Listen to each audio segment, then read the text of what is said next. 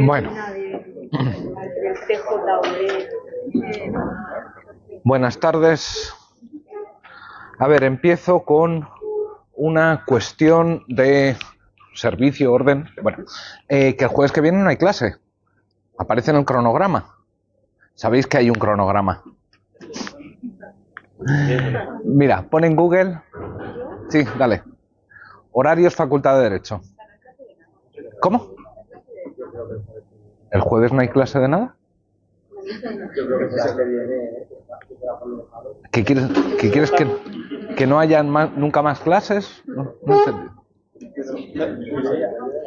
Bueno, si entráis ponéis en Google horarios, Facultad de Derecho, UMU, os sale un cuadro muy complicado en el que aparecen los horarios de clase.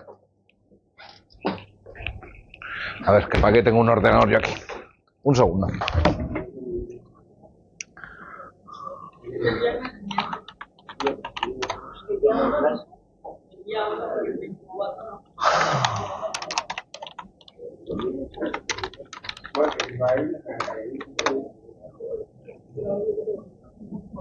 Horarios y exámenes, Facultad de Derecho, ¿vale? Aquí os aparece un muy complicado y aquí abajito aparece vuestro horario del primer semestre, del segundo semestre y el cronograma del primer cuatrimestre. Y aquí, si se carga, aparece que el día 24 no hay clase de Filosofía del Derecho. ¿No hay clase de Filosofía del Derecho? ¿Una clase o no hay clase? Que no hay clases de Filosofía del Derecho. No sé qué me estáis preguntando, que si va a venir alguien a sustituir y dar otra asignatura. Que yo sepa, no.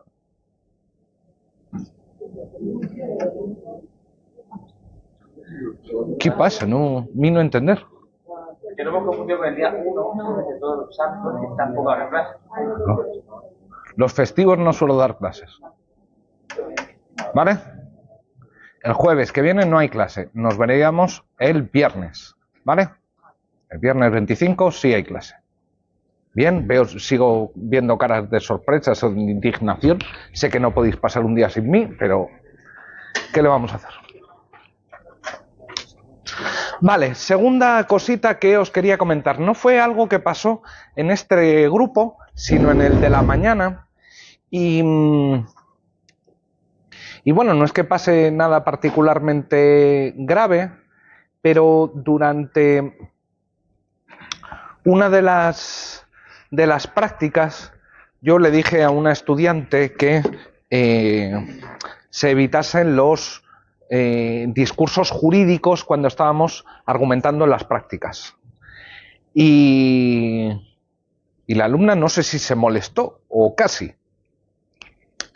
Y yo le di una respuesta, pero me di cuenta después de que mi respuesta no es que fuese una respuesta de mierda, pero no era la mejor respuesta del mundo. Le dije que bueno, que forma parte de la disciplina. Al menos no le dije que estaba en el programa, cosa que habría sido peor del todo, mucho peor. Pero decir que es parte de la disciplina no termina de resultarme satisfactorio. Esto lo que os quiero decir o lo que os quiero contar ahora no es que nos vaya a contar más de lo que vamos a hacer, pero sí tal vez entender un poquito mejor por qué hacemos lo que hacemos. ¿Por qué evitamos el discurso jurídico en las prácticas? ¿O por qué no os dejo alegar normas jurídicas en las prácticas? Pues mirad, no os dejo alegar normas jurídicas en las prácticas, primero porque alguno de vosotros o un número significativo de vosotros pasará en algún momento por algún cargo, o bien de representación política o bien de formulación de políticas públicas. Si esto es así, y os recuerdo, todavía hoy la mayoría de políticos salen de las facultades de Derecho. El presidente de la región, ¿de dónde salió? De la Facultad de Derecho. De la de Derecho ya, de la carrera de Derecho ya. ¿Vale? Esto ya me parece una buena razón para que en algún momento en toda la carrera veáis alguna forma de argumentación moral o política. Son 10 horas. Una jarta, lo que vais a ver de eso. Bueno, en segundo lugar hay otro argumento, y es que en muchas ocasiones el derecho se encuentra, si no indeterminado, al menos infradeterminado. ¿Qué quiere decir esto? Primero, indeterminado. Decimos que el derecho está indeterminado cuando ofrece varias respuestas posibles o no ofrece ninguna en absoluto. Para saber cuál de las respuestas que podemos elegir o entre las que debemos elegir vamos a elegir, o cómo justificar esa elección, pues mucho me temo que no hay criterios jurídicos. En muchas ocasiones os vais a encontrar con casos en los que el derecho no dice una única cosa, sino que le podemos hacer decir varias cosas. En estos casos, a menos que uno se lo quiera jugar a cara o cruz, o bien agarrarse a un criterio que sea no formalista, sino hiperformalista. Esa fue la intención del legislador, o esa es la literalidad de la norma. A menos que uno se agarre completamente a alguno de estos criterios formales, no queda más remedio que recurrir a argumentos que son en última instancia morales, políticos. ¿Sí? De hecho, el decidir que uno se va a agarrar firmemente a criterios de carácter formal como la literalidad del texto o la intención del legislador o el que queráis, también es una elección que hay que justificar políticamente. En última instancia, también requiere de justificación política o moral. A ver, que no es una cosa que se me haya ocurrido a mí. Uno de los filósofos del derecho más importantes del siglo XX, Robert Alexy, sostenía la tesis de la continuidad de la unidad o continuidad del razonamiento práctico. ¿Qué quiere decir esto? Que cuando la conclusión de un razonamiento es que se debe hacer algo, que algo está prohibido, que algo está permitido, en última instancia son todos sucedáneos del discurso moral. Yo no me atrevería a decir que el discurso jurídico es un discurso que es un mero sucedáneo del discurso moral. Tiene algunas peculiaridades que lo diferencian claramente del discurso moral. Pero esto no quita en que en última instancia, frente a casos en los que el derecho está indeterminado, o te lo juegas a cara o cruz, o utilizas un criterio que sea formal, pero entonces tienes que justificar por qué has elegido ese criterio formal, o bien te vas directamente a corrección material, a criterios de moralidad, de justicia, de como lo queráis llamar, ¿vale? Estoy usando justicia, moral, aquí, como prefiráis. ¿Sí? Bien. No tenemos dudas con esto. Muy bien. Pues seguimos con la parte de proposiciones normativas.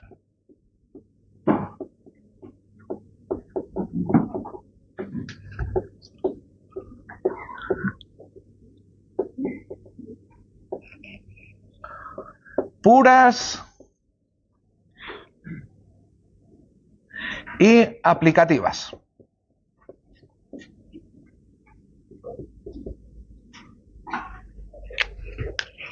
Vale. Os recuerdo, las proposiciones normativas son enunciados, fragmentos de lenguaje, entidades lingüísticas, que lo que hacen es dar cuenta de la existencia de una norma. Recuerdo, los enunciados normativos serán los que ponen o crean normas. Las normas ya vimos que eran contenidos proposicionales en función directiva. Las proposiciones normativas son enunciados que describen una norma. ¿Pero qué es lo que describen exactamente puras y aplicativas, respectivamente?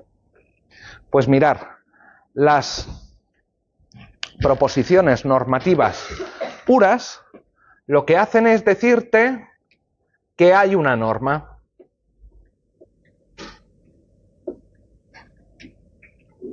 Indican la existencia de una norma. Mientras que, por su parte, las proposiciones normativas aplicativas no mencionan una norma. sino que usan la norma para calificar hechos o acciones. En el primer caso dices hay una norma, en el segundo dices hay un determinado hecho, un determinado evento al que le es aplicable esta norma. Un ejemplo de proposiciones normativas, proposiciones normativas puras sería, según el artículo X de la LAU, el contrato de arrendamiento urbano se puede prorrogar hasta 5 años. ¿Sí?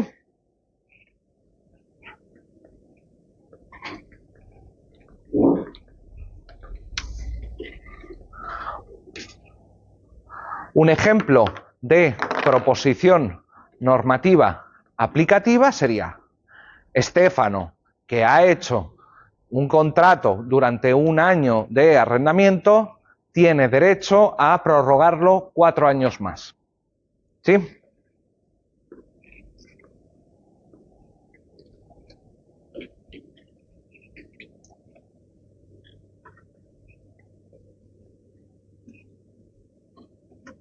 Bien, esto evidentemente tiene trampa, no una, sino varias.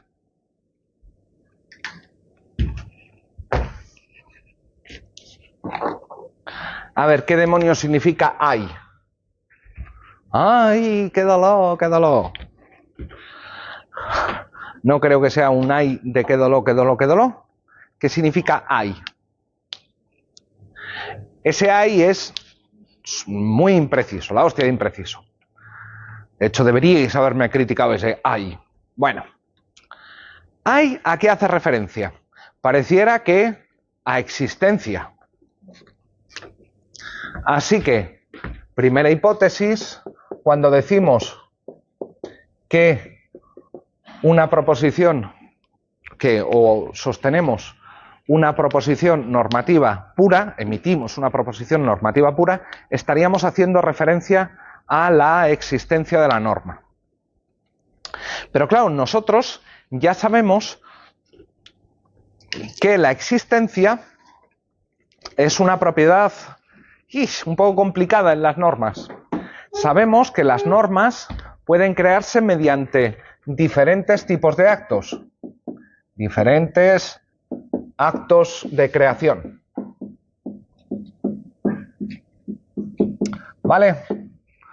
Pero también sabemos que por mucho que le metamos una bomba de neutrones a una norma, la norma no deja de existir. La norma podrá ser derogada. Y si decimos que la norma es derogada, como ya vimos hace unos días, lo que estamos diciendo es que la norma pertenecía a un conjunto y en un momento posterior deja de pertenecer a ese conjunto, sale de ese conjunto. Ahora imaginaros que vosotros estáis en un despacho de abogados y tenéis un cliente al que le decís, pues mire, según el artículo no sé cuántos de la LAU, se puede prorrogar el contrato hasta 5 años, el contrato de arrendamiento hasta 5 años. Y llega su cliente y le diga, oiga, me parece que la LAU está derogada.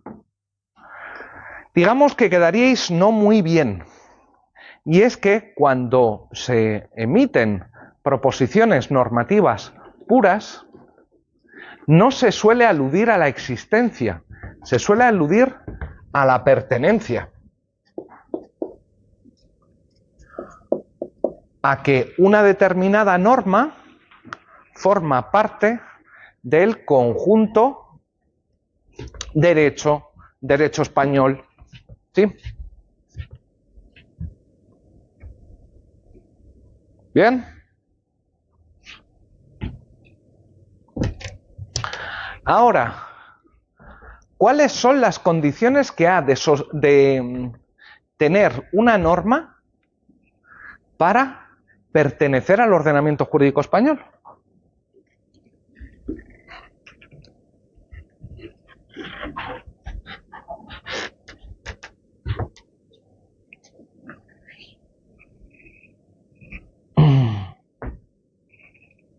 No era una pregunta retórica.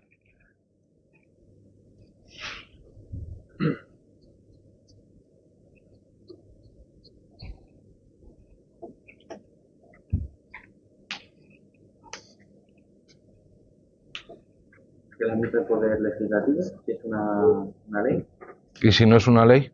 El Ejecutivo, que es una... ¿Y si no es un reglamento ni una ley?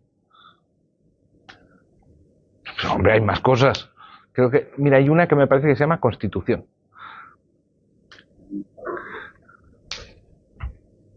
Deje el móvil y conteste, anda aquí. Y no asienta, que me conteste. José María. Y deja el móvil. ¿Bajo qué condiciones una norma pertenece al ordenamiento jurídico español? Bajo la normativa, no tengo ni puta idea de la normativa. ¿La acepta el Estado? ¿Cómo? ¿La acepta el Estado? ¿Quién es el Estado? Es un señor que le llega y se dice, oiga, ¿acepta usted mi norma? Sí, no la acepta. Pues entonces no sea norma. Mirad, hoy he decidido que voy a trabajar poco y hasta que no me respondáis no sigo. ¡Uy, qué bien! Mientras no esté derogado. Bien, esto es un primer punto, pero eso es una condición, Alejandro, negativa. ¿En qué sentido? Que para que una norma pertenezca, tiene que no haber sido derogada. Vale, pero ¿bajo qué condiciones es válida o pertenece? Sea aprobada y publicada. Solo que sea aprobada y publicada. Salvador, tú ponte que mañana nos juntamos, tú y yo, en el Congreso de los Diputados, cerramos la puerta y aprobamos en lectura única una reforma total de la Constitución. Y además tenemos a alguien en el BOE que nos la enchufla, lo publica.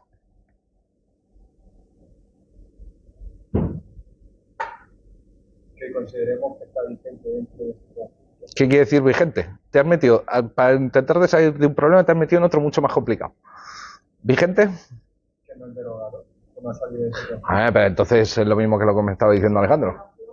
¿Verdad? Que sea de aplicación. Que sea de aplicación, que sea aplicable. Hay normas en el ordenamiento jurídico español que no podemos aplicar. Contradiga la Constitución. Este ya es un buen criterio. No me acuerdo el nombre. Fernando. Bueno. El primer criterio que ha señalado Fernando, normalmente lo llamamos criterios de validez material. Que no contradiga normas jerárquicamente superiores. Si llega el Parlamento y aprueba una ley que me da derecho a azotar a los estudiantes que no respondan bien, pues hombre, probablemente se considerará que es una norma contraria a vuestros derechos humanos. Por lo tanto, nadie va a decir que esa es una norma que pertenece al ordenamiento jurídico, porque no satisface el criterio de validez material. ¿Algún otro? Estabais diciendo que lo acepte el Estado, como si fuera un señor que viene a ponerte el visado. Alguien que tenga competencia para crear esas normas.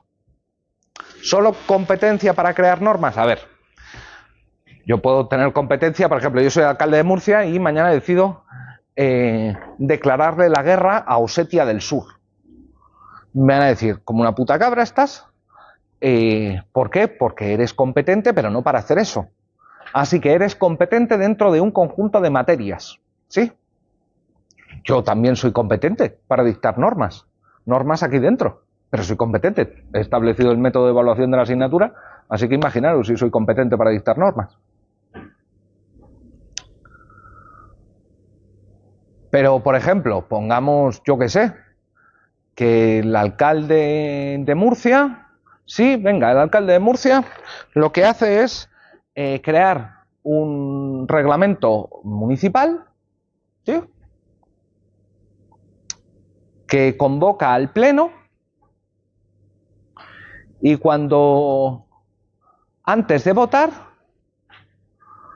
se acerca al puesto de cada uno de los concejales y le dice, ¿tú qué vas a votar? ¿Que sí o que no? Y dicen que no, y hace ¡paga! bofetón en la cara. Dice, bueno, voto que sí. Y así sucesivamente. O coge, les quita el dedo del botón y pulsa que sí. A ver, eso sería claramente una violación del procedimiento, o si deciden no dejarles entrar en el pleno. Dice, o los expulsa a todos en un momento antes de la votación y vota él por todos. Bueno, eso sería una violación de las reglas formales. Así que para que una norma sea válida, para que pertenezca a un ordenamiento, lo que necesitamos es que no viole normas jerárquicamente superiores de contenido sustancial o validez material y que sea emitida por un órgano con competencia y no se salte las normas de procedimiento, lo que llamamos validez formal o criterios de validez formal.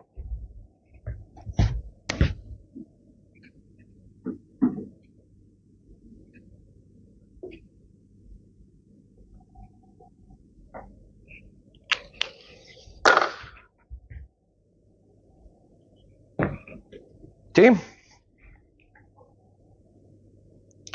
Bueno, nos hemos librado de la primera trampita, pero tranquilos que hay más. A ver. Seguimos en las proposiciones normativas puras. Es que no entiendo la diferencia Entre criterios de validez formal y material. Vale. Para establecer la pena de muerte, de nuevo, en España, o ponte que quiero instaurar la pena de muerte por copiar en exámenes. ¿Vale? Primero, si yo soy Parlamento Nacional, Congreso y Senado, y dicto una norma según la cual no me salto nada del procedimiento, soy competente para regular sobre esos temas, y yo establezco una norma que permite la pena de muerte frente a casos de copia en exámenes, me va a decir, chato, que te estás saltando la norma jerárquicamente superior, la Constitución, ¿vale? Validez material. Validez formal. Tú ponte que se reúne el Congreso de los Diputados, pero claro, si es derechos fundamentales, tendría que ser por el procedimiento de ley orgánica. Y lo que hacen es utilizar el procedimiento de ley ordinaria y además de urgencia. Y alguien podría decir, no, mira, esa ley no fue aprobada de manera correcta. ¿Sí? Validez formal. Nada. ¿Más cositas? ¿No? Bueno, seguimos en las proposiciones normativas puras.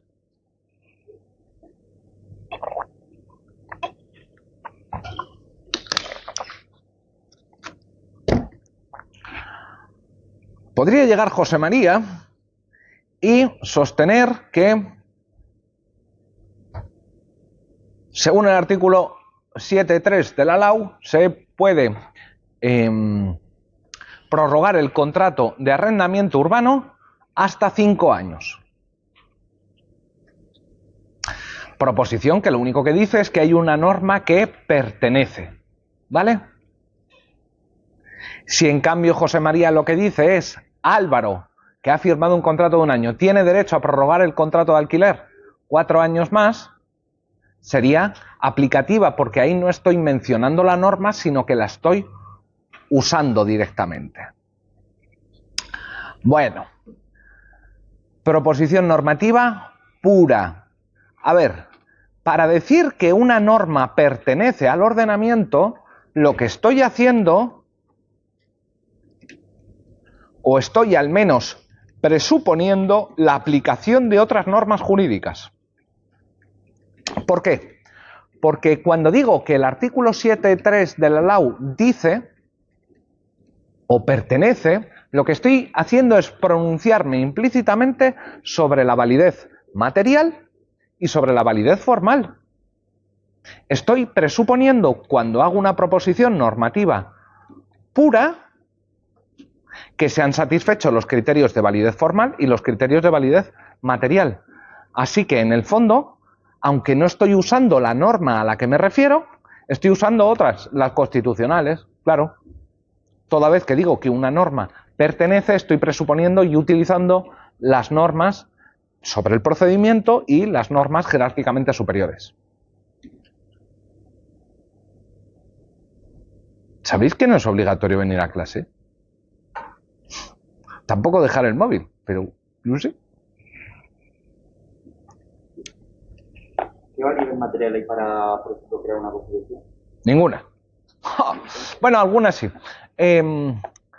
Decía Kelsen que cuando tienes una constitución, la validez, no, validez material no, lo único que tienes es validez formal, que esté previsto el mecanismo de transformación. Alguien te podría decir, cuidado con los tratados internacionales de derechos humanos y el jus cogens, ¿sí? Pero material no, lo único que hay es validez formal, siempre que la anterior constitución presuponga, o perdón, haya previsto un mecanismo para alterarla, ¿vale?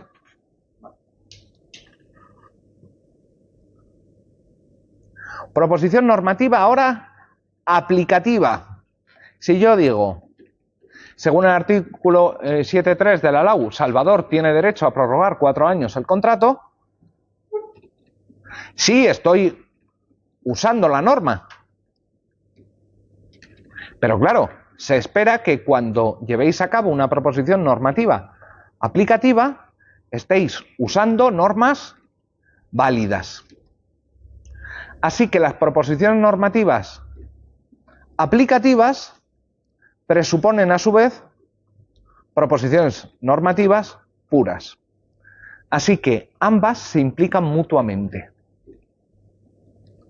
La proposición normativa pura presupone proposiciones normativas aplicativas, de aplicación básicamente de la Constitución y de las normas de procedimiento. Las proposiciones normativas aplicativas presuponen proposiciones normativas puras que te dicen esa es una norma válida. ¿Sí?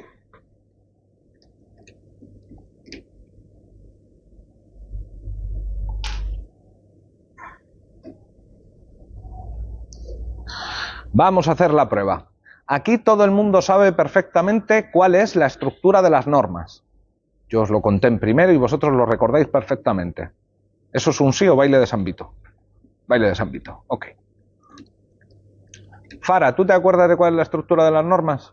Qué mala leche que de vez en cuando me acuerdo de un nombre así. Fara. ¿No? ¿Alguien se acuerda de algo de las estructuras de las normas? ¿De qué es? ¿Cómo está compuesta una norma? ¿Qué partes tiene una norma?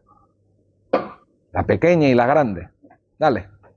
Era algo de que había un hecho y una consecuencia jurídica. Prohibido, obligatorio. Más o menos. Mirad. Normalmente lo que se cuenta en este contexto no es que hay un hecho, sino un supuesto de hecho. Un supuesto de hecho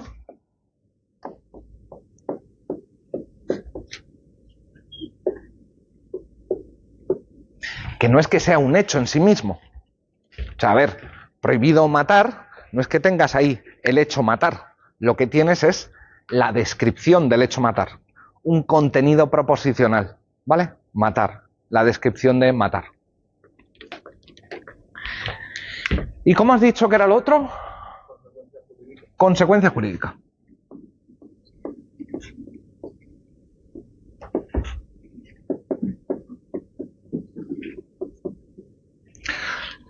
Consecuencia jurídica, porque toda norma tiene asociada una consecuencia jurídica. Mirad, ya la forma en la que lo he dicho suena un poco raro, porque digo norma asociada a consecuencia jurídica, como si fuera otra cosa diferente de la propia norma. Lo que ya nos debería hacer sospechar un poco. Bueno, para contestar a la pregunta que me he hecho yo a mí mismo, ¿hay normas que tienen ninguna consecuencia jurídica? ¡Yipi! La Constitución prevé, por ejemplo, que el presidente del gobierno tiene la obligación de aprobar un programa de gobierno. ¿Y sabéis qué pasa si no crea ese programa de gobierno? ¿Sabéis cuál es la consecuencia? Nada. Exactamente. Muy bien, Marcos. No pasa absolutamente nada de nada. ¿Sabéis algún casado, casada, alguien que ya tenga la condena? Lo dice un condenado. ¿Sabéis que el Código Civil establece el deber de fidelidad entre los cónyuges? Nada de cuernos. ¿Sabéis cuál es la consecuencia? Ninguna. No hay consecuencia prevista. Pero si es así y tenemos comportamientos regulados por el derecho que no tienen consecuencia jurídica, entonces la otra parte no puede ser consecuencia jurídica. ¿Qué es lo que vamos a poner en lugar de consecuencia jurídica? Mirad, aunque no tenga ninguna consecuencia que el presidente del gobierno no elabore un programa de gobierno, siempre le podremos criticar por ello. Es decirle, joder, te estás saltando una obligación constitucional. O al que pone los cuernos siempre le podemos decir que te estás saltando una obligación civil. ¿Sí? No habrá consecuencias legales, pero el reproche es posible. ¿Por qué es posible el reproche? Pues porque, además del supuesto de hecho, tenemos una calificación normativa. Las calificaciones normativas, ¿cuáles son las más habituales? Como decía Irra. Pues mirad, las más habituales son obligatorio, prohibido y permitido. Entre paréntesis, facultativo. Pero como veremos, no son las únicas. También vamos a añadir válido e inválido.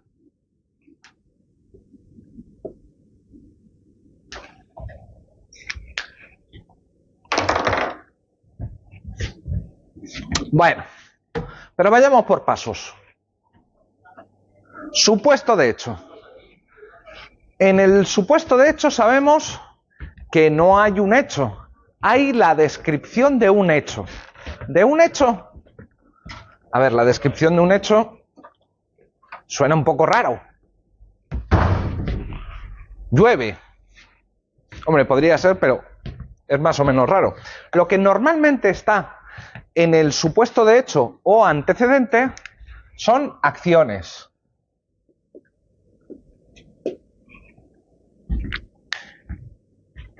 Jugar al fútbol, comer pan, saltar a la comba, defraudar impuestos, presentar la declaración de Hacienda. ¿Sí? ¿Puede haber algo más aparte de acciones? Puede haber objetos. La Dama de Elche, monumento nacional. El Mar Menor, reserva de la biosfera.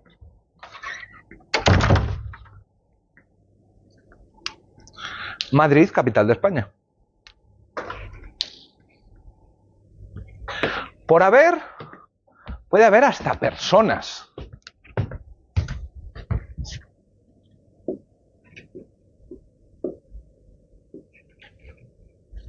A lo mejor en algún momento a mi amada, aunque desde hace poco, pero amada Universidad de Murcia, decide sacar la plaza, la plaza a la que me pueda presentar de profesor titular de universidad. Y allí, si en algún momento se convoca la plaza y en algún momento consigo ganarlo, después en el BOE aparecerá Álvaro Núñez, profesor titular de Universidad de Filosofía del Derecho. Esto es una norma, claro, la norma que establece el nombramiento. Coge un sujeto, una persona, Álvaro Núñez, y la declara profesor titular de universidad. Pero vamos, lo mismo, ¿quién era el delegado, delegada? Qué exceso de energía, macho. Cuidado que... ¿Cómo era tu nombre, perdón? Pablo. Pablo delegado. Nombramiento. Sí, eso también es otra norma.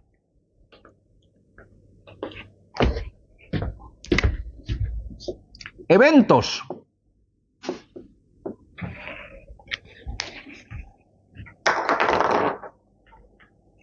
En caso de terremoto, yo qué sé, estado de alarma, estado de excepción.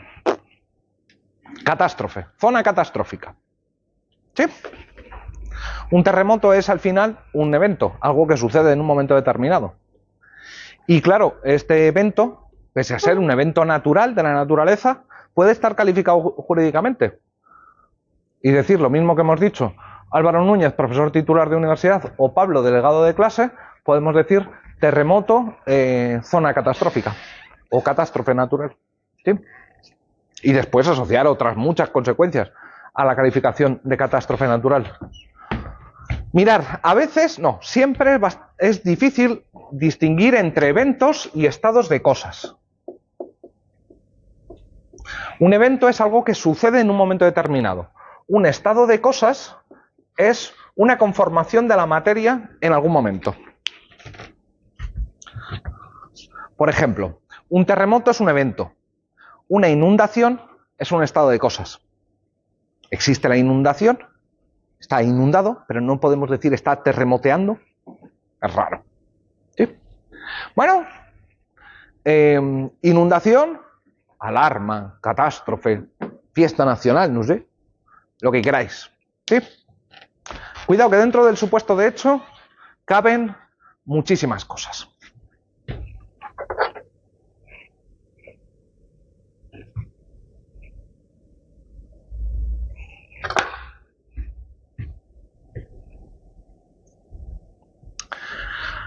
Preguntica. ¿Tenemos claros qué son y cómo funcionan los operadores normativos, los deónticos? Estos son los deónticos.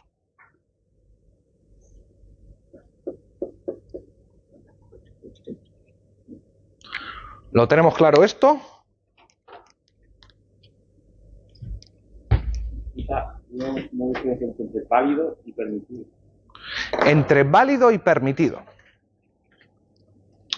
A ver, vamos a empezar por ahí. Entre válido y permitido. Tú ponte que eres juez, Marcos.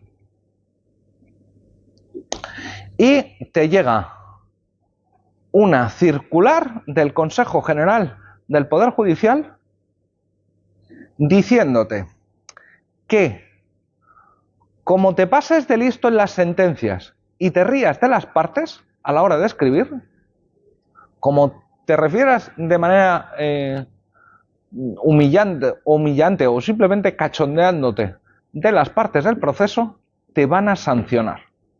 ¿Vale? Ahí tienes una competencia, ¿sí? Que es la de dictar sentencia,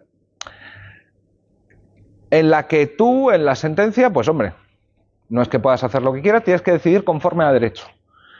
¿Decidir conforme a derecho significa no hacer algún comentario sobre las partes del proceso? ¿Una circular del Consejo General del Poder Judicial puede afectar a la validez de las decisiones judiciales? Pues hombre, habría un problema de independencia judicial interna, claramente. Así que puede ser que tú dictes una sentencia que sea perfectamente válida, aunque te chotees de las partes y que a ti te sancionen. Si es así, hay dos niveles diferentes. Uno, de las cosas que tengo competencia para hacer, y otra cosa es que en el ejercicio de esas competencias yo me pase de listo y me sancionen. O dicho de otro modo, puede haber normas que regulen el ejercicio de esa competencia. Pero estamos corriendo antes de empezar a gatear. Sabemos por qué prohibido y obligatorio son términos interdefinibles. Sí.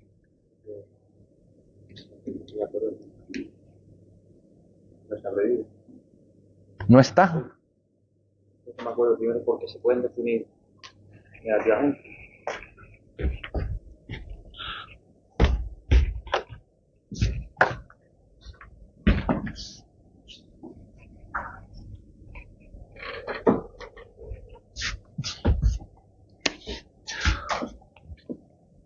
Si es obligatorio comer pan, no comer pan. Está prohibido. Muy bien. Prohibido no comer pan. ¿Vale? Esto lo tenemos claro. Obligatorio y prohibido son interdefinibles, por lo tanto, toda vez que digo que un comportamiento es obligatorio, estoy diciendo que está prohibida su omisión. ¿Sí? Esto es bien sencillo. Pregunta, ¿podemos definir permitido en términos de obligatorio o prohibido? Porque lo que hemos hecho con esto es decir que obligatorio significa prohibido no y prohibido significa obligatorio sí. Perdón, no, obligatorio no. ¿Sí? ¿No? ¿Perdidos? Señorita Novak. ¿Sí? ¿Puedo hacer lo mismo con permitido? ¿Qué significa permitido en términos de prohibido o obligatorio?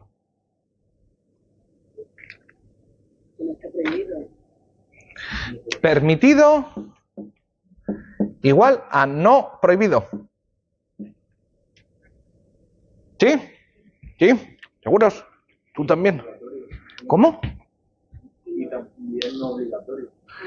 Y también no obligatorio. Hola, qué tío. No obligatorio. Joder, cuántas cosas de permitido. O sea, a ver, me estáis diciendo, Israel, que, por ejemplo, hablar con los extraterrestres en chino cantonés no está prohibido, no es obligatorio, está permitido. Claro. Del mismo modo que decimos que, por ejemplo, está permitido la libertad de culto en España, o que está permitido ir a los ritos religiosos que quieras. Exactamente lo mismo. ¿Alguien ve alguna diferencia?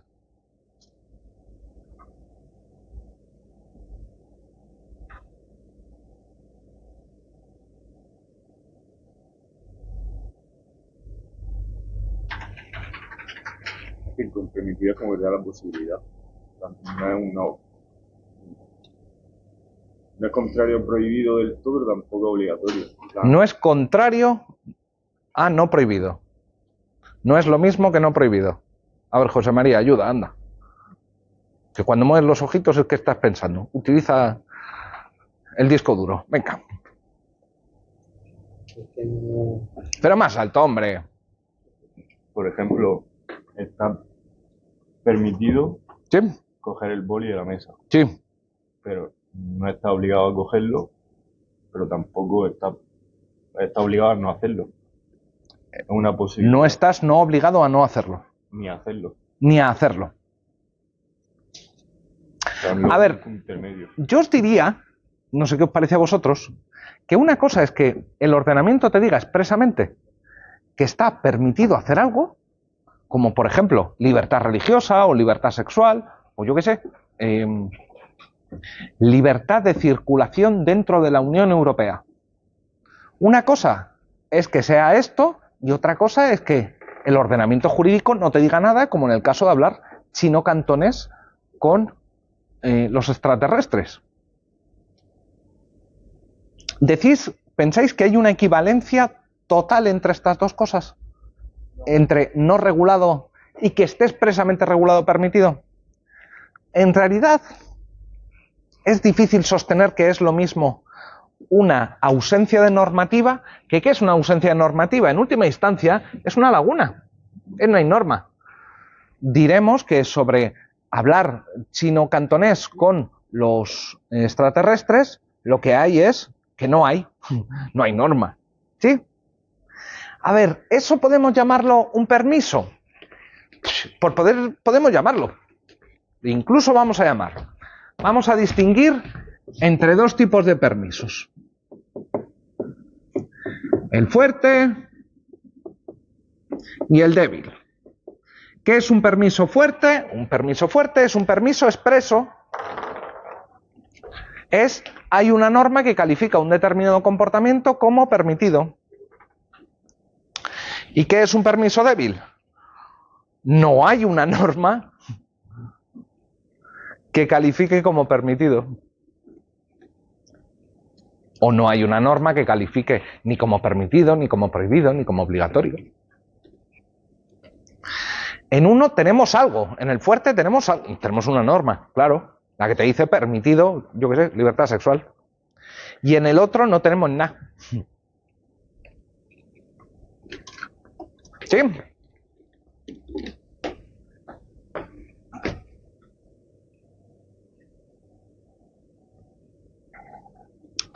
A ver, si yo os pregunto, ¿cómo era tu nombre, perdón? Ismael. Ismael estaba diciendo, permitido significa que no está prohibido, que no está prohibido. ¿Sí? ¿Era esto? A ver, lo que quiero que tengamos claro es que cuando decimos no está prohibido, es como en mates. ¿En qué sentido? En que si yo pongo un no, afecta a lo que tiene inmediatamente a la derecha. Si digo que no está permitido, lo que estoy diciendo es que no hay permiso. Si digo que no está prohibido, que no hay prohibición. Pero no estoy diciendo nada más. No estoy diciendo algo sobre el comportamiento comer pan, sino que simplemente estoy diciendo que no hay norma. ¿Vale? ¿Bien? Bien.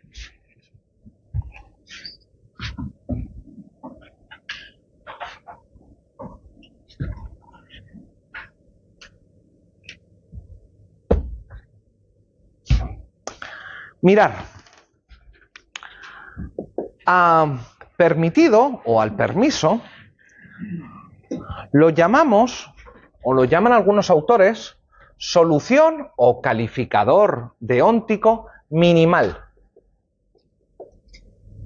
Mientras que a prohibido y obligatorio lo llaman solución maximal. Maximal. A todo el mundo este año le está pareciendo horrible el nombre maximal, pero no me lo he inventado yo. No es mío.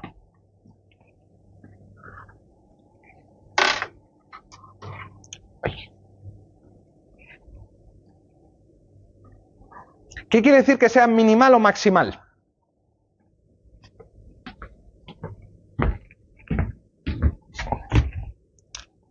Nosotros ya sabemos que cuando decimos que algo es obligatorio, que llevar a cabo una acción es obligatorio, que comer pan, cometer la acción comer pan es obligatoria, estamos diciendo algo también sobre su omisión, sobre no comer pan. ¿Vale? Si digo que la acción comer pan es obligatoria, también estoy diciendo algo automáticamente sobre no comer pan, sobre la omisión de esa acción. ¿Bien? ¿Bien?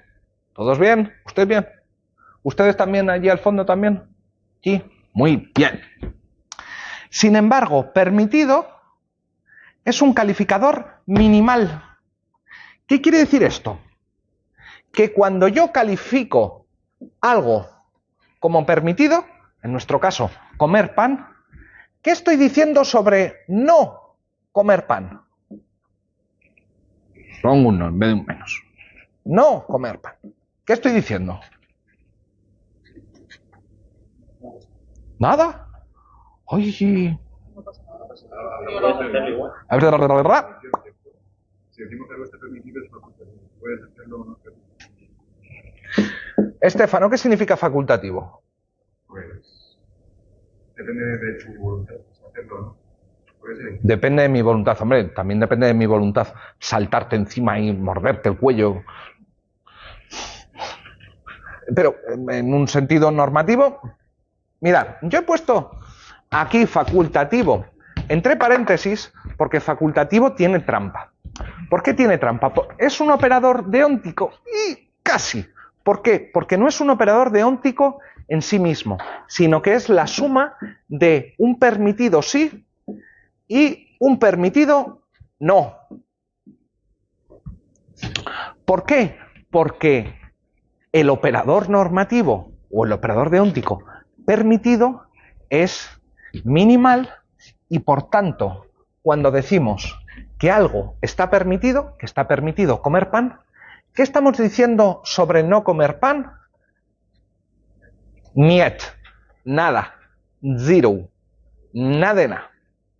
Y alguien me dirá, hombre, pero si llega el profesor y dice que está permitido hacer el examen con lápiz, ¿sí? Con lapicero, también está permitido no hacerlo con lapicero. Sí, ¿no? Si llegó el día del examen y digo, está permitido hacer. Si es así, tiene razón Estéfano. Si es así, entonces, de permitido hacer el examen con lápiz o permitido comer pan, nosotros podemos deducir que hay un permitido no usar lapicero o no comer pan. ¿Sí? Os demuestro que no antes o después de la pausa. Son las 5. Como queráis. ¿Cómo? No. Va a ser lento y doloroso. Hacemos la pausa. Venga.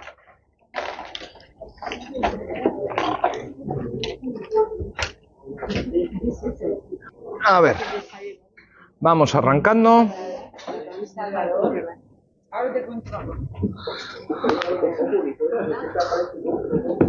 No, que tenemos que empezar.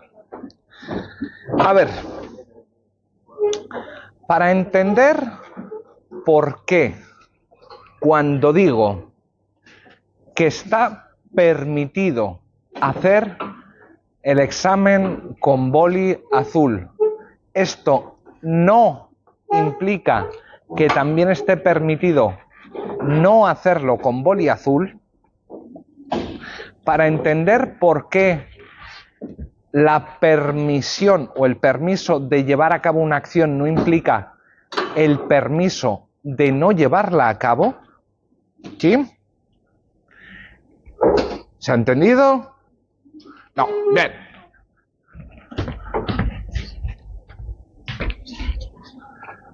¿Por qué permitido comer pan no implica permitido no comer pan? Esto no. Ahora vamos a explicar por qué. Para entender por qué eso no es una implicación o no es una deducción válida, lo que tenemos que hacer o tenemos que reconstruir el cuadro de oposiciones deónticas. ¿Qué quiere decir esto? Que tenemos que saber qué relaciones existen entre una norma que nos diga que es obligatorio comer pan, otra que nos diga que es comer pan. Una norma que nos diga que está permitido comer pan y otra que nos diga que está permitido no comer pan, ¿vale? Ojo, que hay gente que aquí pone el no por fuera, pero este no por fuera es incorrecto, porque un no por fuera lo único que te dice es que no hay un permiso, que no hay norma, ¿vale? Así que el no tiene que ir por dentro, ¿vale? No es lo mismo decir no está prohibido algo o no está permitido algo a decir que está permitido no hacer algo. Sí, son dos cosas muy diferentes. ¿Bien? Vamos bien. Vamos estupendo. Salud. Mirad.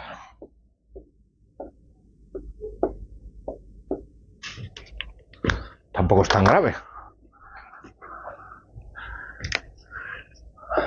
Cuando nos encontramos con una norma que te dice obligatorio y otra que nos dice prohibido, el mismo comportamiento, decimos que uno se da una relación de contrariedad. ¿Por qué decimos que se da una relación de contrariedad? Porque lo que estamos diciendo es que no puedes cumplir ambas normas al mismo tiempo. Si está prohibido comer pan y es obligatorio comer pan, hagas lo que hagas, incumples una de las dos normas. Al segundo tipo de relación, esta de aquí abajo, la llamamos subcontrarias.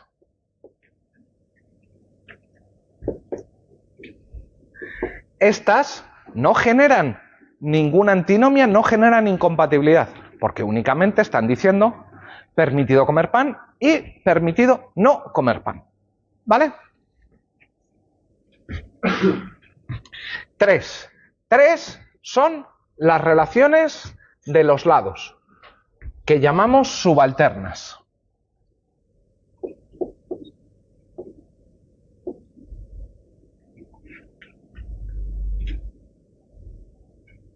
Ahora volveré sobre ellas.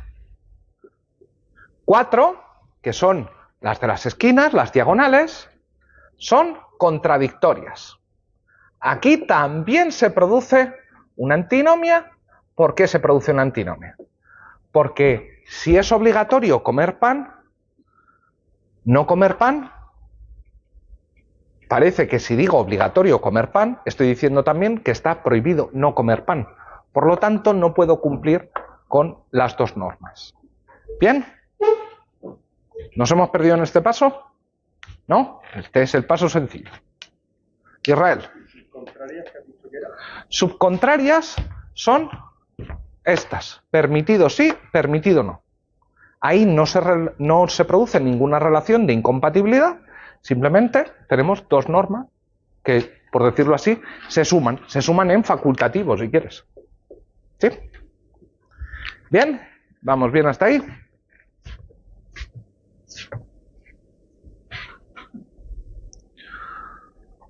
Subalternas.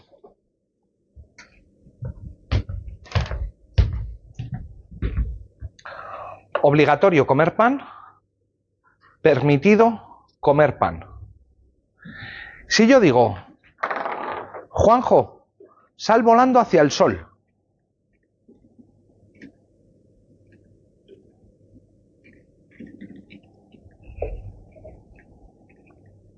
Alguien me puede decir, pero ¿qué es esto? O Alejandro, transfórmate en una tortuga ninja. Obligatorio que te transformes en una tortuga ninja.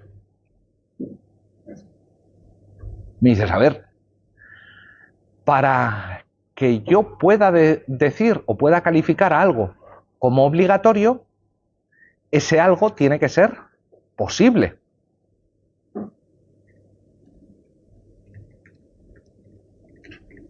Porque las obligaciones imposibles son obligaciones absurdas. Y alguien podría decir, no obligaciones. Israel salva a todos los niños de Palestina. Perdón por el juego de palabras, no era... Disculpa, perdona que no lo he hecho aposta.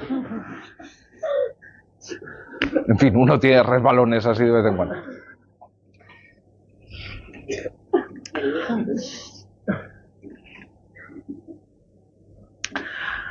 Para que un comportamiento sea obligatorio, exigimos que sea posible. Esperad que aquí damos un pasito. Para que un comportamiento sea obligatorio, presuponemos que está permitido. El principio debe implica puede, en lógica deóntica, en esto que estamos haciendo, se considera un principio básico, basilar. Si debe implica puede, obligatorio implica permiso, ¿sí? Para que un comportamiento sea obligatorio, presuponemos que está también permitido.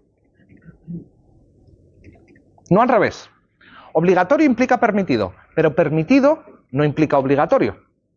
A ver, si tenemos un comportamiento que es meramente permitido, de ahí no derivamos que es también obligatorio. Pero si un comportamiento es obligatorio, también deducimos o también sostenemos que está permitido hacerlo. ¿Bien? ¿Nos hemos perdido por ahí al fondo? ¿No? ¿Fara? ¿No? ¿Todo bien? Que sí, que no. Bien.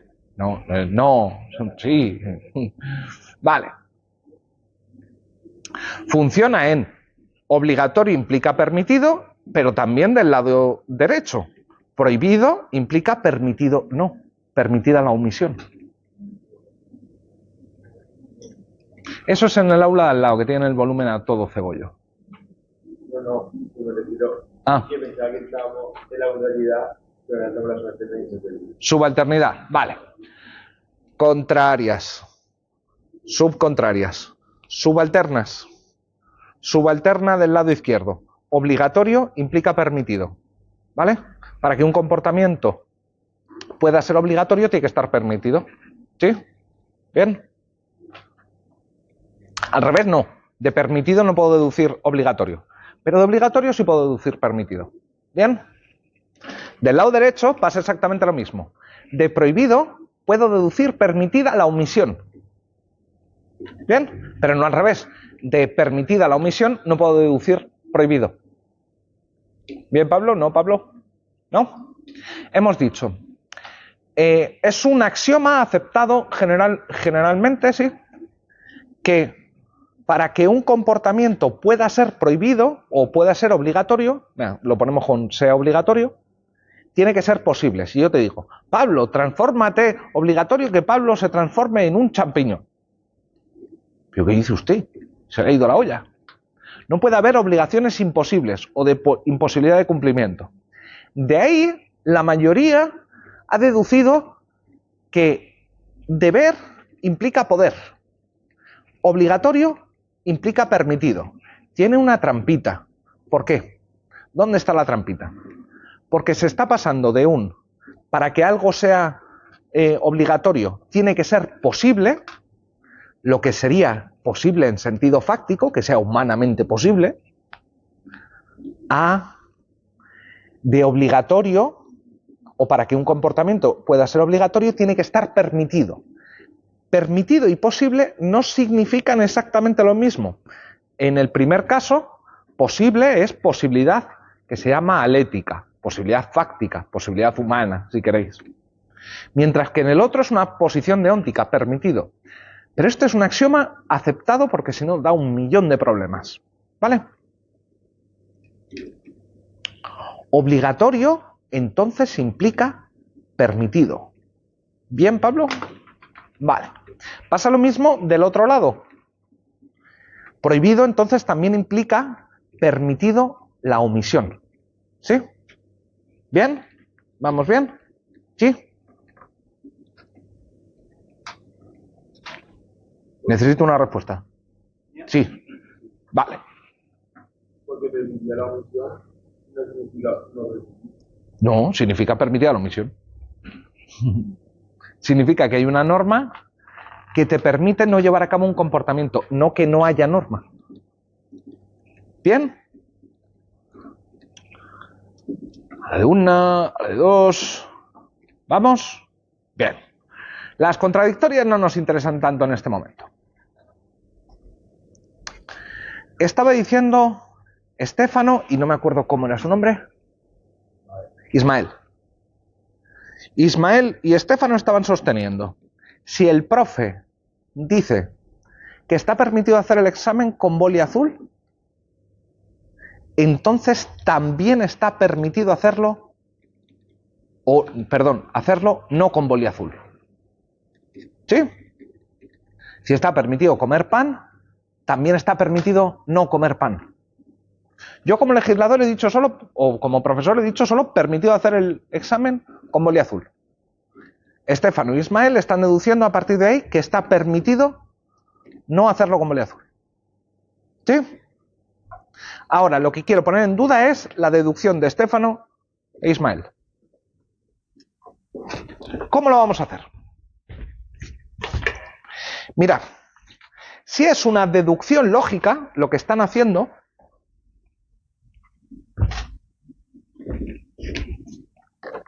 Ismael y Estéfano, entonces tiene que funcionar todas las veces.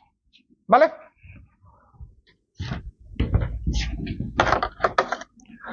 Toda vez que hubiese un permitido, lápiz azul, siempre, todos los casos, tiene que haber un permitido no lápiz azul. ¿Sí? Bueno, pues ahora yo os pongo el siguiente caso. Os pongo el caso en el que tenemos permitido lápiz azul y obligatorio lápiz azul. Nosotros sabemos que obligatorio lápiz azul y permitido lápiz azul no se contradicen. No. Sabemos también que permitido es una solución minimal, caracteriza solo o bien la comisión o bien la omisión.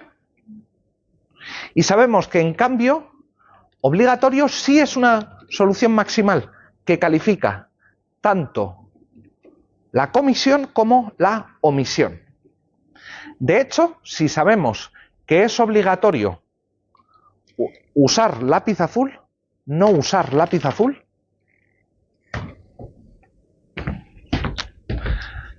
si sabemos obligatorio lápiz azul, no lápiz azul, ¿cómo está? Estas dos cosas significan exactamente lo mismo. Si aceptamos que obligatorio lápiz azul es lo mismo que prohibido no lápiz azul, entonces no puede ser que permitido lápiz azul implique permitido no lápiz azul. ¿Por qué? Porque se produciría una inconsistencia lógica o se produciría una antinomia. Sabemos que estas dos normas son perfectamente compatibles, pero si tenemos que obligatorio lápiz azul, también sabemos que tenemos prohibido no lápiz azul. El problema es que prohibido no lápiz azul y permitido no lápiz azul, esto nos genera 4. Una relación de contradictoriedad.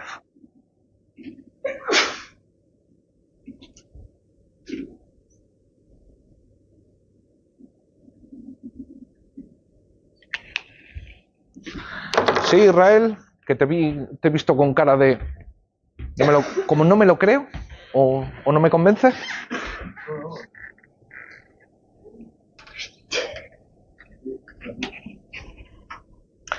Cuando alguien nos diga que algo está permitido, nosotros normalmente interpretamos ese permitido no como permitido, sino como facultativo. Pero ojo, que esto puede ser engañoso. ¿Por qué? Porque tal vez el legislador lo único que ha dicho y ha querido decir es permitido. Permitido lápiz azul.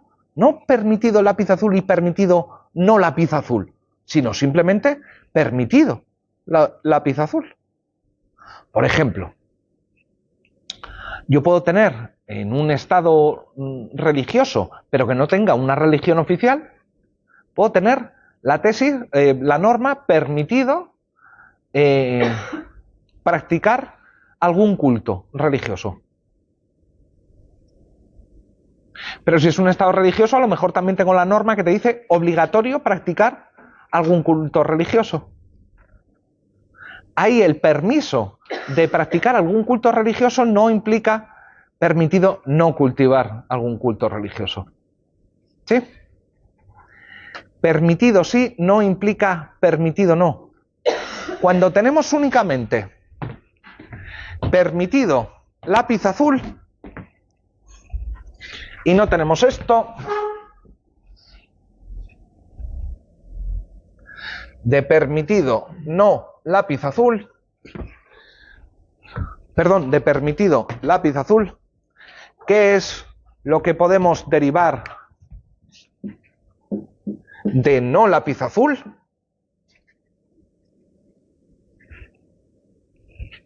Nada. Nada. Tan es así que hemos tenido que distinguir entre permiso fuerte y permiso débil. Claro.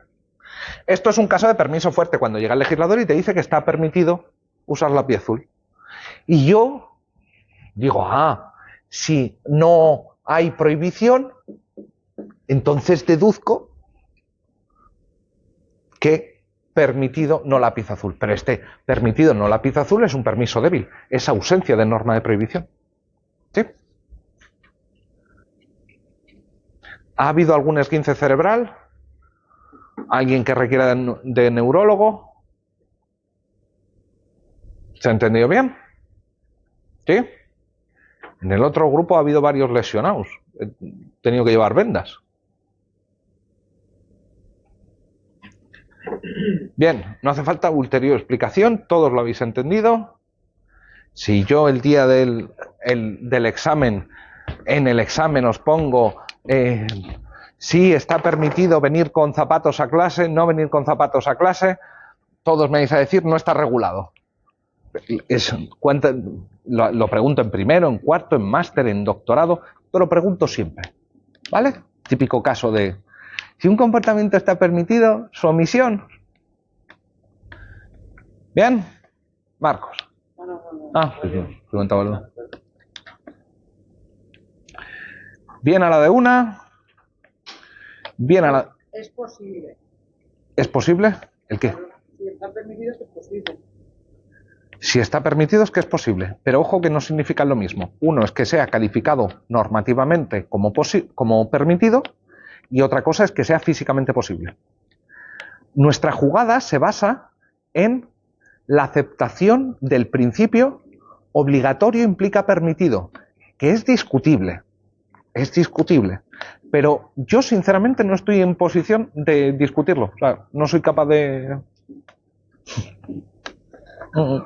No sé quién está en Entonces, la discusión. respuesta correcta para esa pregunta de examen, que lo quieres fuerte, débil, permitido, contradictorio, Al pilpil, no lo sé. con patatas. Una respuesta válida. Una respuesta, mira, esas casi nunca hay. Pero si yo os pregunto si está permitido jugar al fútbol, no jugar al fútbol, ¿cómo está? No calificado. Simplemente no calificado. No que esté no permitido, no calificado. Puedo tener muy mala leche y poner permitido en sentido débil. También sería permitido en sentido débil. ¿Por qué? Porque si digo que no está calificado, bueno, es permitido en sentido débil.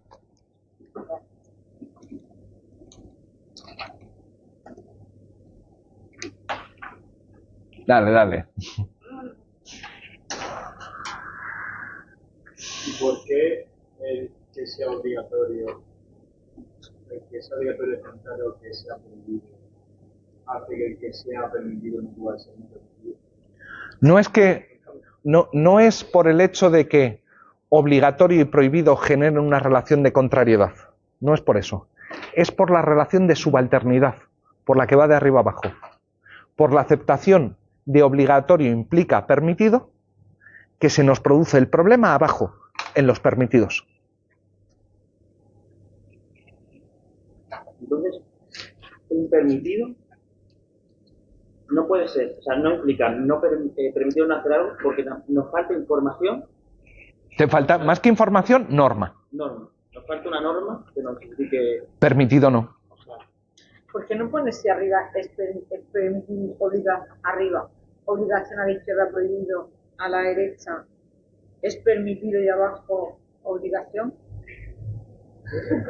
Claro. Ahora soy yo el de la lesión mental. Sí, porque has dicho. Se ha dicho. En la relación superior, en la primera obligatorio comer pan. Obligatorio, prohibido. Prohibido comer pan. Vale. Y tú has dicho, Sí. en el número 3, en los subalternos, Sí. ¿vale? Has dicho que de arriba, de la parte del margen superior al inferior, ¿Sí? va de permitido. No, de obligatorio a permitido. Sí. Y de prohibido a permitido, no. Pero se tiene trampa. ¿Por qué? Probablemente la tenga, pero no lo tengo claro. ¿Por qué tiene trampa? A ver, has dicho que de prohibido a permitido, ¿no? A ver, tú ponte que te prohíbo que te lata el corazón. Hostias, esto no puedo evitarlo. Prohibido que me lata el corazón. Entonces, para que un comportamiento esté prohibido, tiene que serme no imposible. ¿Sí? Así que, por tanto, también el prohibido implica permitido no. Si tenemos un permiso débil, entonces sí podemos llegar a la conclusión de que permitido Si tienes un permiso débil no puedes llegar a ninguna conclusión. La única conclusión que puedes llegar es que no hay norma. Y si tenemos un permiso fuerte, si no tenemos norma, no sabemos si tenemos el No, permiso. si tienes permiso fuerte, por definición tienes norma. Una norma que te Entonces, califica... la norma es la que calificaría si el permitido no se puede o si el permitido no se puede. Sí. Vale.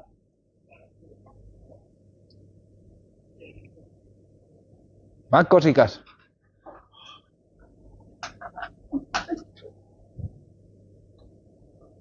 Perdida en el programa, ¿no? Perdida en la vida, en general. ¿Bien por allá al fondo? ¿Sí? Qué chicas más listas. A la de una, a la de dos. Bueno, y hemos visto solo la mitad de los calificadores normativos, nos falta la otra mitad, que hemos dicho que eran válido e inválido. Una cosa, por Sí, sobre los permisos. sí.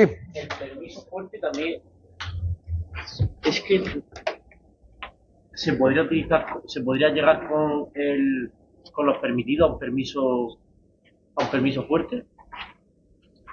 Vamos, si hemos dicho que solo permitido usar boli azul, sería un permiso débil. No, a ver, ¿cuál es la diferencia entre permiso fuerte y permiso débil? En un permiso fuerte lo que tenemos es una norma que te califica algo como permitido, y en ese sentido tienes un permiso. ¿Qué es un permiso débil? La ausencia de obligación o de prohibición. Es no norma. Que no hay ningún tipo de regulación. Claro. Si es que en el fondo un permiso débil es una laguna.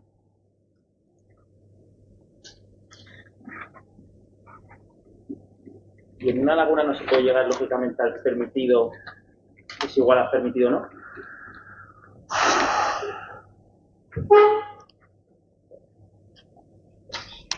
Código penal. Penalmente, todos los comportamientos que están no prohibidos, ¿cómo están? Permitidos. Bueno, ¿y ahí qué pasa? Con lo que yo estoy sosteniendo, en el Código Penal, todos los comportamientos que no estuviesen expresamente como prohibidos estarían no calificados, simplemente. Pero en derecho penal nos han contado lo contrario, y os han contado lo contrario, que todo aquello que no esté expresamente prohibido está permitido. ¿Por qué es esto? ¿O por qué dicen los penalistas esto? Pues mirad, hay dos explicaciones para esto.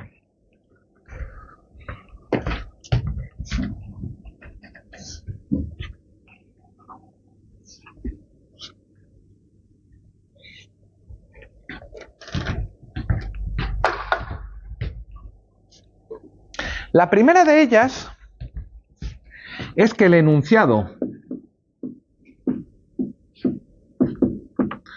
todo aquello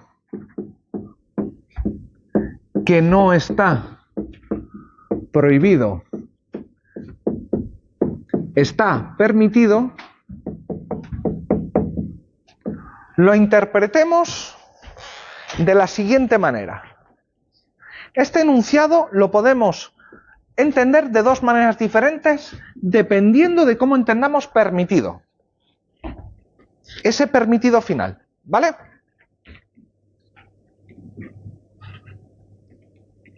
Si ese permitido final significa únicamente permiso débil,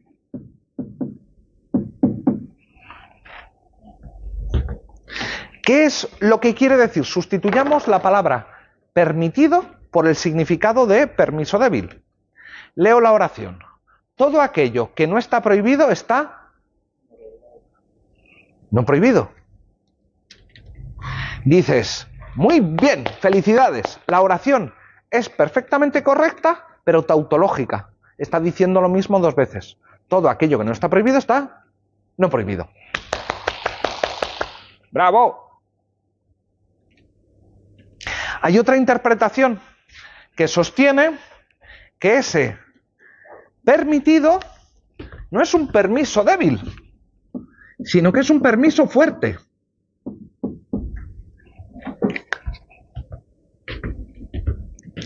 ¿Qué significa entonces? Significa no que no hay norma, sino que hay una norma expresa del legislador que normalmente se llama cláusula de cierre, salud, permisiva. Esta cláusula de cierre permisiva efectivamente es una norma, y una norma de carácter permisivo, que establece un permiso fuerte. Claro, si es una norma es que es permiso fuerte.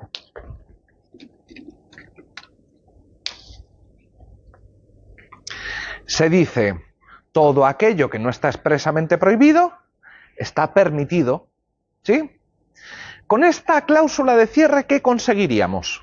Bueno, cerrar, clausurar el sistema penal o el subsistema penal. ¿Por qué? Porque así todo comportamiento quedaría inmediatamente calificado. Si un comportamiento no está expresamente prohibido, entonces queda calificado por la cláusula de cierre como permiso. Funciona como, sí, es que es muy gráfico, como el cierre del sistema. Te dice, ¿que hay dudas? Permitido. Bueno, que hay dudas no. ¿Que no está calificado? Permitido.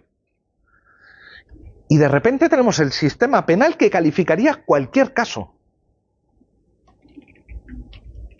No voy a entrar en los problemas que genera esto, que genera un gran problema, y es que va a producir antinomias, ¿vale? ¿Cuál antinomia? Pues entre todos los comportamientos regulados como prohibidos y permitidos, y aquellos que estén permitidos. Y esto nos genera una serie de problemas que es demasiado aburrido que os explique aquí. Pero lo que más me interesa es que esta cláusula de cierre es contingente. ¿Contingente en qué sentido? En dos sentidos diferentes. Nos salimos del penal y nos vamos al administrativo. O familia. Pregunta, ¿en derecho administrativo o en familia todo aquello que no está expresamente prohibido está permitido? Administrativo, venga, vayámonos con la administración pública. Todo aquello que no tenga expresamente prohibido la administración lo tiene permitido. ¿Cómo que no, Marcos? ¿Verdad? Eso ya es preguntar mucho, ¿no? Lo del por qué. Lo regula, no regula ni que sí ni que no. Entonces la administración lo puede hacer. La administración obviamente puede hacer lo que tiene permitido. A ver, lo que estamos diciendo es, si no lo tiene prohibido la administración, entonces la administración lo tiene permitido. Si no lo tiene prohibido, ante la ausencia de calificación, permitido. Os va a azotar el de administrativo. O la de administrativo. De hecho, en administrativo, lo que presuponen los administrativistas, que tienen más problemas aún que la cláusula de cierre permisiva, es una cláusula de cierre prohibitiva, porque en administrativo os han recordado, os han machacado, os han dicho machaconamente lo mismo que me dijeron a mí, que la administración, ¿qué puede hacer? Solo aquellos actos que tiene expresamente autorizados. Por tanto, en administrativo, en familia pasa lo mismo, en adopción de menores pasa lo mismo. Aquí la cláusula de cierre no es permisiva, es prohibitiva.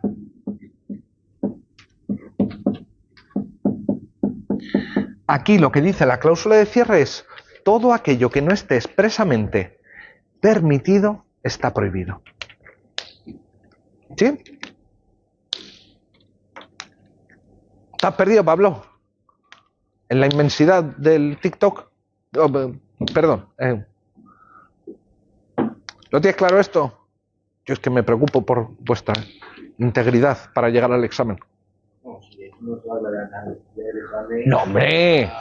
Ahora, suerte. Como mi hermano, como decía mi hermano, no es que esté muerto ni nada, pero cuando estudiaba, decía que Dios reparta suerte y no justicia, porque como reparta justicia nos van a dar por el culo a todos. No, hombre, no. A ver, a mí lo que me interesa aquí, Pablo, es que tengáis claro que adoptamos muy naturalmente la idea de que todo aquello que no está prohibido está permitido. Pero esto tiene implicaciones fuertes. Si quiere decir que permitido es permitido en sentido débil, es tautológico. O sea, es verdadero, pero no te dice absolutamente nada. Si es en sentido fuerte, ojo. Ojo, que lo que estamos diciendo entonces es que hay una norma expresa que es un permiso que califica todo aquello no prohibido como permitido. Pero te digo, ojo, que esto es contingente, Pablo. ¿Por qué es contingente?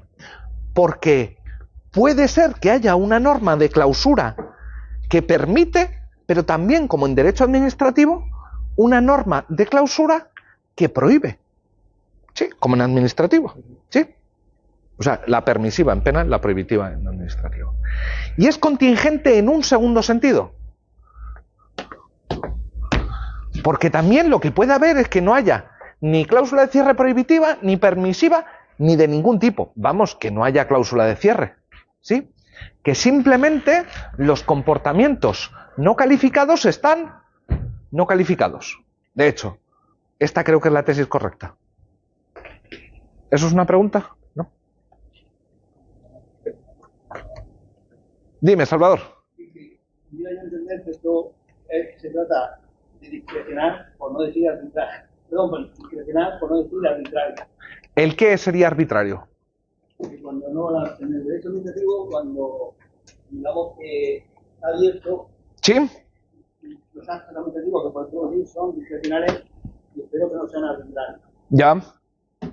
Bueno, a ver. En administrativo nos han contado mucho que todo aquello que no tenga expresamente permitido la administración no lo puede llevar a cabo. Esto es muy discutible, muy discutible. ¿Tenía el gobierno municipal la competencia para financiar los autobuses como lo ha hecho en los últimos meses? ¿Estaba previsto que ese comportamiento lo llevase a cabo la administración en alguna norma? A mí me da que no. O sea, puedo retorcer el derecho lo que queráis, pero para mí que no. No. Bien.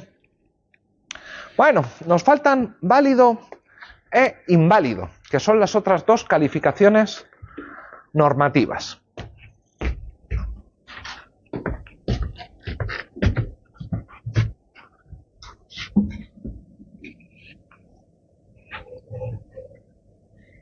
Y si no había cláusula de cierre, quiere decir que lo que no esté prohibido no está regulado.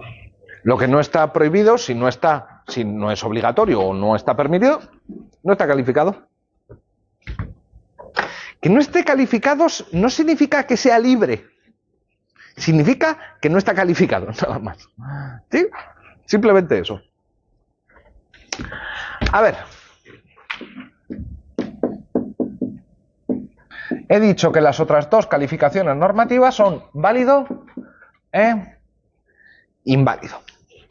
Nosotros con pertenencia, cuando estábamos viendo al principio de la clase las proposiciones normativas puras, he dicho que decimos que los criterios de validez o pertenencia a un ordenamiento de cuando una norma pertenece son criterios de validez formal y material. Cuando decimos que una norma ha sido creada válidamente, decimos que pertenece. ¿Vale? Lo que pasa es que válido e inválido, por decirlo así, están como dos calificaciones en el lejano horizonte. ¿Por qué? Porque normalmente lo que nos encontramos no es que algo te digan esto es válido, esto es inválido. Tú en el Código Civil, por ejemplo, tienes el procedimiento las normas para firmar un testamento hológrafo. ¿Habéis dado ya sucesorio? No. Bueno, pues en sucesorio, si tú o el del hecho de muerte, venga. Estás que la diñas, tienes 2 testigos y lápiz y papel y te pones a escribir y lo firmas y los 2 testigos dicen que estabas lúcido, te dice el Código Civil, eso cuenta como testamento. También cuenta como testamento cuando te vas al notario y el notario te hace las preguntitas y tú le cuentas cómo quieres hacer. Eso cuenta como testamento. Vale. Mirad, el derecho en muchas ocasiones lo que hace es atribuir propiedades institucionales. ¿Vale? ¿Os acordáis cuando vimos hace algunas clases los 3 dimensiones del lenguaje, la locutiva, ilocutiva y perlocutiva? Y yo en la perlocutiva os hablé de los actos perlocutivos, de los performativos, que no me salía la palabra, de los actos performativos, y ahí os dije que teníamos actos que presuponen una serie de normas, o una norma, como cuando yo os digo, yo os declaro marido y mujer, o marido y marido. ¿Sí? Esos actos que yo llevo a cabo es porque tenemos normas que nos dicen que si sigo un determinado procedimiento, ese acto cuenta como un acto institucional. Cuando tenemos válido e inválido, lo que tenemos es un supuesto de hecho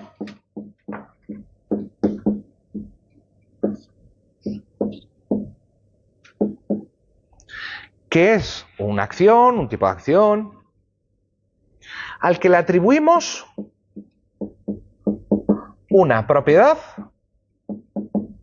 institucional.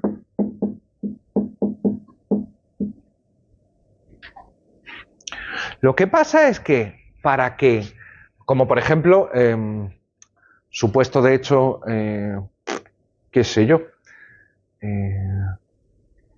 abro la sesión, ¿sí? Si al momento de yo decir abro la sesión, se atribuye una propiedad institucional, que es que todo lo que se empieza a decir a partir de ese momento entra dentro del acta o forma parte de la sesión. ¿Sí? Bien.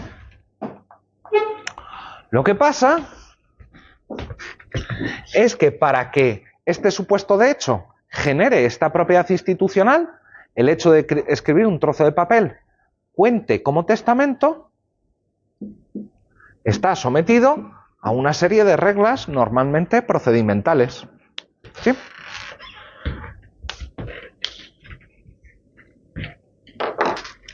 Cuando yo he satisfecho el supuesto de hecho cumpliendo con esas reglas procedimentales, se me dice que he hecho un testamento válido, he abierto la sesión de manera válida, hemos coronado válidamente a Felipe VI. ¿Sí? Cuando hablamos de válido e inválido, de lo que estamos hablando es de atribución de propiedades institucionales de acuerdo a las normas. Y de nada más que esto. ¿Sí?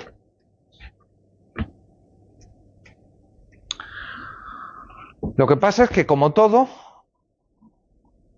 tiene truquito. ¿Por qué tiene truquito lo de válido e inválido? Mirad.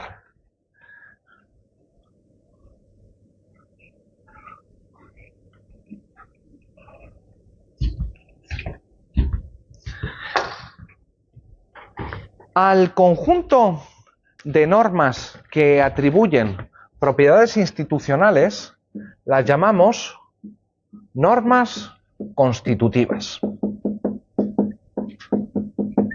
Son normas que no prohíben, ni permiten, ni obligan a nada, sino que lo que hacen es atribuir propiedades institucionales.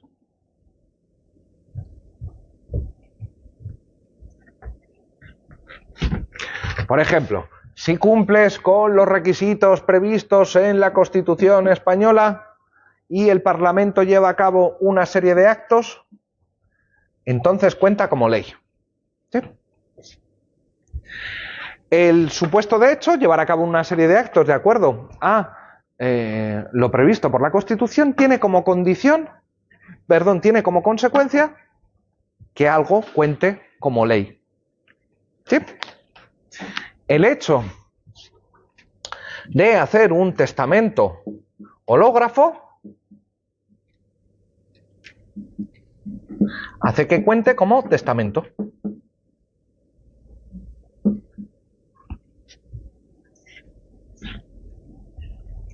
El hecho de ir a la iglesia a casarte cuenta como una forma válida de matrimonio. ¿Sí?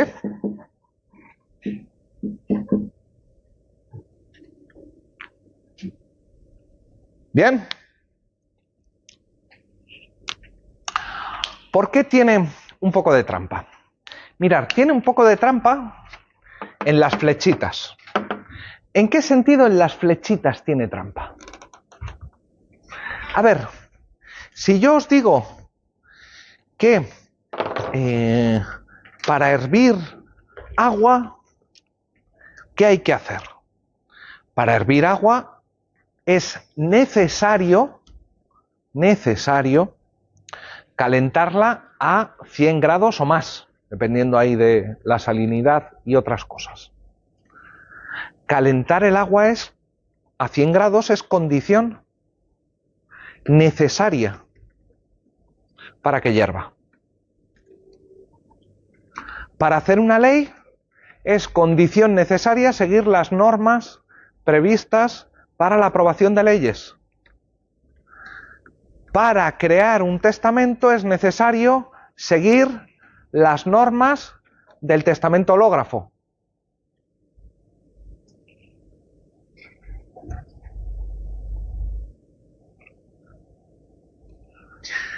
¿Para hacer un testamento es necesario seguir las normas del testamento hológrafo? ¿O para casarte es necesario irte a la iglesia a casarte? No. ¿Por qué? Porque hay otras formas. Mirad, nosotros, o tradicionalmente, se ha entendido las normas constitutivas como normas que en su supuesto de hecho establecen una condición necesaria para la atribución de la propiedad institucional. Si algo es ley, o para que algo sea ley, es necesario, imprescindible, sine qua non, seguir todo el procedimiento legislativo. Pero lo cierto es que tenemos normas en las que la atribución de válido o inválido no están sometidas a una condición de necesidad, sino a una condición de suficiencia. ¿Cómo era tu nombre, perdón? María. María. ¿Qué es lo que nos estaba diciendo María? María nos estaba diciendo, bueno, pero es que puedes ir a la iglesia a casarte, o puedes ir al notario, o al juzgado, o al ayuntamiento. Lo que está mostrando María es que hay varias formas de casarse, hay varias vías o varios instrumentos suficientes para alcanzar la propiedad institucional, matrimonio. Y lo mismo sucede con el testamento. Con el testamento hay varias vías, varios procedimientos que son suficientes para alcanzar el testamento. Si esto es así, entonces no es que la distinción entre válido e inválido se tambalee, no es que sea exactamente esto, pero nos produce algunos casos curiosos. De todos modos, sobre esto vuelvo mañana. ¿En qué sentido nos produce casos curiosos? A ver, si yo no sigo las reglas del testamento hológrafo o del matrimonio por la iglesia, ¿significa que no he hecho testamento o que no he hecho matrimonio? ¿Significa que el hecho de que yo no haya seguido las reglas del testamento hológrafo significa que mi testamento es inválido? Significa que no es un testamento hológrafo. Vale. ¿Significa que no es un testamento? No. Solo significa que no es un testamento hológrafo, porque hay otras vías, otros medios, otras condiciones suficientes para alcanzar la atribución, la propiedad institucional, testamento o matrimonio. Si es así, entonces no es que haya simplemente actos que son válidos de matrimonio y actos que son inválidos de matrimonio. Tenemos que distinguir, porque puede haber actos que sean no válidos para constituir un tipo de matrimonio, pero sí otro tipo de matrimonio, o un tipo de testamento y no otro tipo de testamento. Pero esto ya es un poco tarde y ya os he frito el cerebro hoy más que suficiente. Nos vemos mañana. A ti.